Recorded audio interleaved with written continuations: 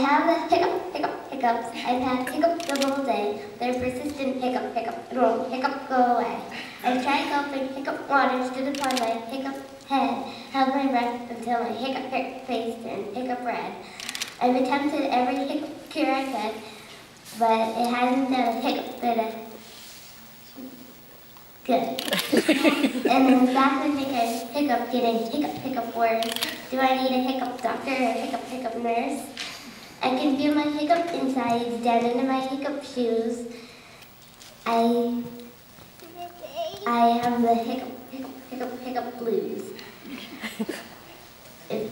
I'm afraid my hiccup insides are about to hiccup pop if these hiccups do not hiccup stop.